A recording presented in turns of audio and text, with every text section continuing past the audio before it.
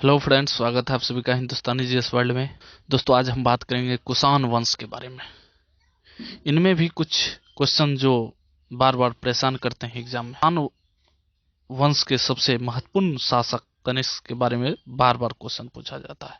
तो दोस्तों, जो चैनल पर पहली बार आए, चैनल को लाइक करें, सब्सक्राइब करें, बेल आइकन को दबाना ना भूलें। इससे पहले कि मैं बता दूं, मैंने मौर्य साम्राज्य का व्याख्या करके प्लेलिस्ट में वीडियो डाल दिया है, आप वहां जाकर के भी देख सकते हैं। तो चलिए आज कुषाण वंश के बारे में जानते हैं।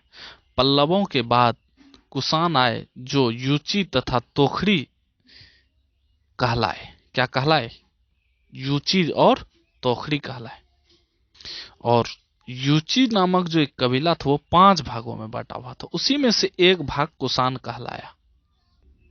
और कुषाण वंश का जो संस्थापक था कुजुल कडफिसेस था, जो 15 ईस्वी में इसकी स्थापना की थी। और बार बार पूछा जाता है कुषाण वंश का संस्थापक कौन था। तो दोस्तों, कुजुल कडफिसेस।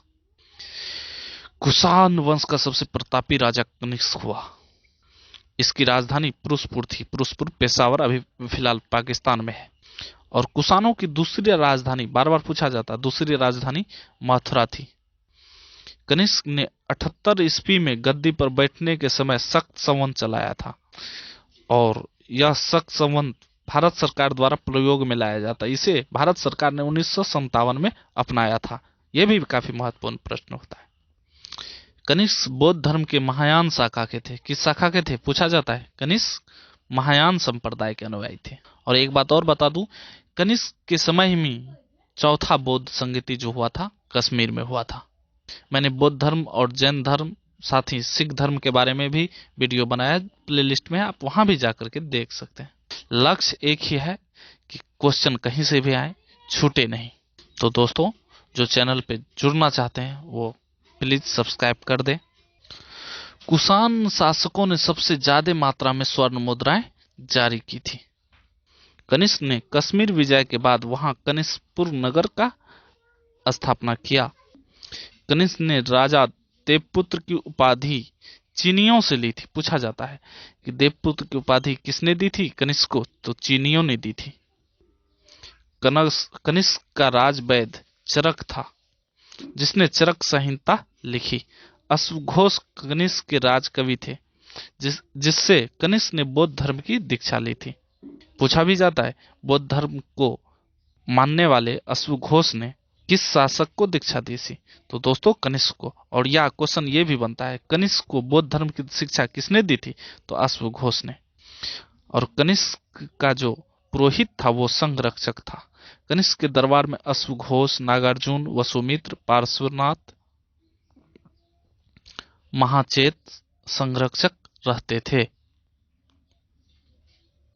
और अश्वघोष ने बुद्ध चरित्र की रचना की। पूछा जाता है कि बुद्ध चरित्र की रचना किसने की? तो दोस्तों, अश्वघोष ने की है। नागार्जुन ने माध्यमिक सूत्र की रचना की। और माध्यमिक सूत्र में ही सापेक्षता का सिद्धांत वर्णित था। नागार्जुन को भारत का आइंस्टीन भी कहा जाता है। पूछा जाता है भारत का आइंस्टीन किसे कहा जाता है? दोस्तों, नागार्जुन को। कनिष्क की मृत्यु 102 ईस्वी में हो गई। और कुषाण वंश का अंतिम शासक वासुदेव था। वासुदेव जो थे वो शैव धर्म को मानने वाले थे। एक और महत्वपूर्ण प्रश्न जो बार बार पूछा जाता है, गांधार शैली और मथुरा शैली का विकास किसके समय में हुआ था? तो दोस्तों, कनिष्क के समय में ही हुआ था।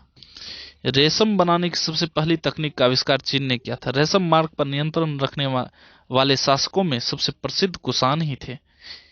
इससे कुषाणों को बहुत आय होता था। किससे? रेशम से। तो दोस्तों, आज इतना ही।